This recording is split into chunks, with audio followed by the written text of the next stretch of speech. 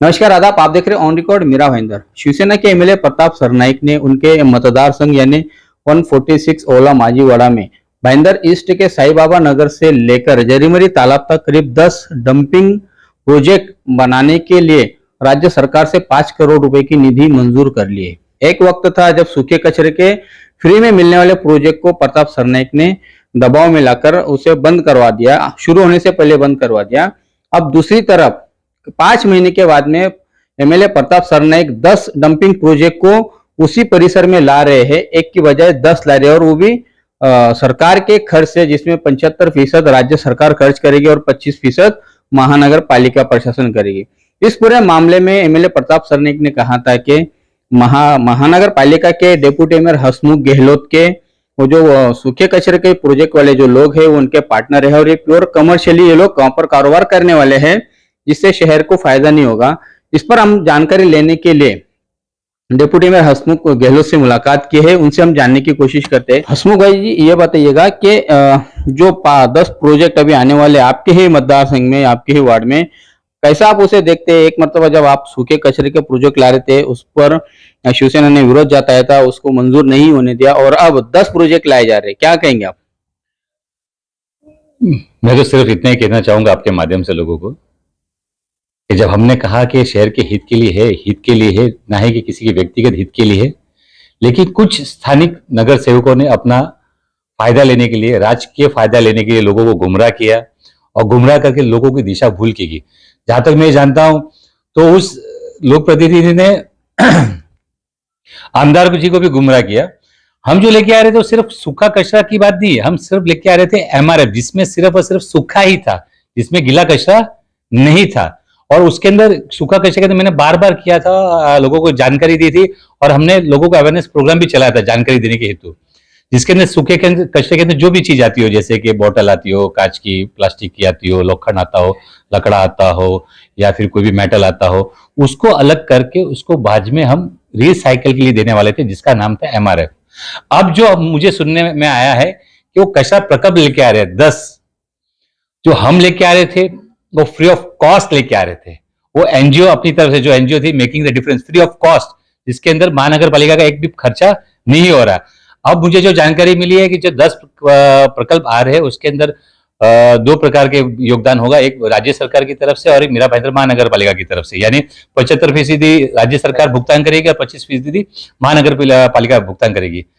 अगर कचरा प्रकल्प लाना 100% आज और आने वाले दिनों के लिए गरज है, मैं उस बात को डिनाई नहीं करता हूं। मैं किसी लोगों के लिए या किसी और आम आदमी की तरह या किसी और लोक प्रतिनिधि की तरह विरोध के नाम पे विरोध करना है तो मैं विरोध नहीं कर रहा हूं। शहर के हित के लिए अगर जरूरी है तो लाना चाहिए, लेकिन मेरी दरख्वास्त और एक रिक्वेस्ट और निवेदन रहेगा कि पहली बात तो अगर हो सके तो खर्चा क्यों कर रहे हो, अगर फोकट में होता है तो।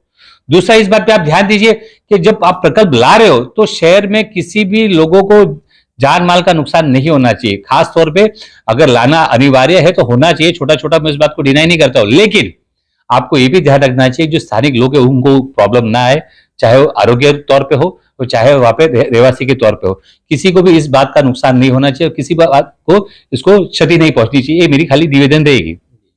हसमुख भाई, ये थोड़ा मैं समझना चाह रहा था कि खाद निर्मित प्रकल्प, ये उसको नाम दिया गया है जहां पर आसपास के इलाकों का ही पूरा डंपिंग का जो कचरा होता है, जो हमारे घर से निकलता है, वो वहां पर जमा होगा। उसकी जब वो रिसाइकलिंग होगी या फिर जब वो ऑपरेशन में आएगा तब उसकी बदबू नहीं उठेगी, तब क्या वहां के आसपास के लोगों को तकलीफ नहीं होगी। तो खाद निर्मित प्रकल्प, क्या ये एक अलग से नाम उसको दिया गया है डंपिंग प्रोजेक्ट को ही? देखो, वो तो बेहतर वो अच्छी तरह से बता सकते हैं कि वो खाद निर्मित प्रकल्प है या डंपिंग प्रकल्प है। जब तक पूरी जानकारी हमारे पास नहीं आती उसके विषय में मैं कहना उचित नहीं समझूंगा। हाँ, लेकिन इतना आपको बताना चाहूंगा, आपके माध्यम से लोगों को भी बताना चाहूंगा, कचरा 2 प्रकार के होते हैं, एक सूखा और एक गीला। जो खाद की आप बात करो वो गीले से ही होगा, सूखे से होगा नहीं। सूखे से मेटल बना सकते हैं, चादर बना सकते हैं, हम लकड़ा बना सकते हैं, जो भी बिल्डिंग के लिए, घर के लिए जो सॉलिड चीज है वो हम बना सकते हैं। खाद की जो बात आएगी तो 100% प्योरली गीला कचरा से ही होगा। और जब गीला कचरा आएगा तो 100% बात सच है कि उसमें बदबू भी आएगी, 100% बात जरूरी है कि उसमें लीचड़ भी आएगा, 100% बात सच भी है कि उसके दुर्गंध भी फैलेगी। तो इस विषय पर ध्यान देना बहुत ही अनिवार्य होगा आरोग्य के तौर पे। असम को ये भी बताइएगा कि उस वक्त एमएलए प्रताप सरनाइक ने दावा किया था कि करीब 70 से 80 सोसाइटीज ने आपके उस सूखे कचरे के प्रोजेक्ट का विरोध किया है। अब क्या वो सोसाइटी वाले मान गए या इस बारे में कुछ जानकारी है आपको? मैं तो फिर से आपके माध्यम से कहना चाहूंगा कि आमदार जी को भी शायद दिशा भूल की गई थी उस स्थानिक लोक प्रतिनिधि ने। मेरा ये सवाल उस इंसान से है कि जिसने कहा था कि मैं आत्मदाह कर लूंगा, उसने लोगों को गुमराह किया था। अब उसका क्या इस पे रवैया है, उससे स्पष्टीकरण देना है। हमें तो पता है जिस तरीके से हम शासन करते हैं, तो हमें पता है लोगों की जरूरत क्या है। हम तो जरूरत के हिसाब से लोगों के लिए काम करते हैं। आज को जरूरत को नहीं देखते हुए हम भविष्य की जरूरत को भी देखते हैं। अब उन्हें वो स्पष्टीकरण देना है कि क्या होने वाला है, क्या वो खाद्य बना रहे हैं या कचरा प्रकल्प लगा रहे, उसके बारे में जानकारी ले, उसके बाद में मैं भी टीका टिप्पणी करूंगा। अगर आपके इलाके के लोग मना करते कि हमारे इलाके में या हमारे परिसर में ये नहीं चाहिए, तो आपकी भूमिका क्या होगी? पहले दिन से मेरी भूमिका रही है, जो आपको आपने कहा कि स्थगिति या इसके लिए क्या कहते हैं खंडित के लिए भेज दिया गया है। मैं आपको जानकारी के मुताबिक बता दूं, आयुक्त महोदय जी ने उसको विखंडित के लिए नहीं भेजा है, यथास्थिति को वहां के वहां ही रखा हुआ है। और मैंने लोगों से अपील की थी, जब तक मैं लोगों को समझा ना दूं या लोगों को इसके बारे में जानकारी पूरी न कर दूं, जब तक हम शुरुआत नहीं करेंगे, ये मैं आपको वादा करता हूं। तो किसी के कहने पर हमने रोका नहीं है, किसी के कहने पर रोका नहीं है। अब ये जो अगर आ रहा है कचरा प्रकल्प, इसकी मैं पूरी जानकारी लूंगा। अगर ये शहर के हित के लिए नहीं होगा, तो उसको कम से कम उसको ट्रांसफर करना या लोगों को विश्वास में लेकर उनको पूरी जानकारी लेना, उसके बाद में उसका कदम उठाया जाएगा। बहुत बहुत धन्यवाद हमसे बात करने के लिए। यह है डिप्टी मेयर हसमुख गहलोत। इनके वार्ड में भी करीब 3 से 4 कचरे के प्रोजेक्ट वहां पर आने वाले हैं, एक तरह से डंपिंग प्रोजेक्ट आने वाले हैं। इस पूरे मामले में अभी तक इन्हें पूरी जानकारी नहीं है कि वहां पर किस तरह के ये कचरे के डंपिंग प्रोजेक्ट आने वाले हैं। पूरी जानकारी लेने के बाद में ही अपने जो मतदार है या अपने आसपास के जो नागरिक है उनसे उनकी राय जानने के बाद में ये कोई ठोस कदम उठाएंगे, कोई ठोस फैसला लेंगे। अगर शहर के हित में है, नागरिकों के हित में है, तो उसका विरोध नहीं किया जाएगा। लेकिन अगर नागरिक नहीं चाहते हैं, नागरिकों के भलाई के लिए नहीं है, नागरिक के स्वास्थ्य पर अगर असर पड़ता है, तो वो जरूर इसका विरोध करेंगे, ऐसा भी उन्होंने बंद लफ्जों में कहा है। अब इस पूरे मामले में देखना है कि मनपा आयुक्त क्या भूमिका उठाते हैं।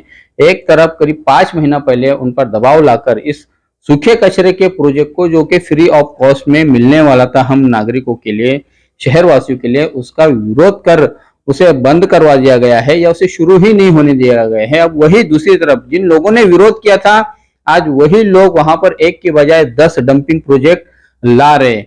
स्थानीय लोगों से भी हम बातचीत करेंगे, उनकी भी क्या राय है, उनका भी क्या मानना है, ये भी हम आप दर्शकों को बताएंगे। बहरहाल इस पूरे मामले में सबसे बड़ी अगर अग्नि परीक्षा है तो वह है मनपा आयुक्त दिलीप ढोले की, कि वो क्या कदम उठाते हैं।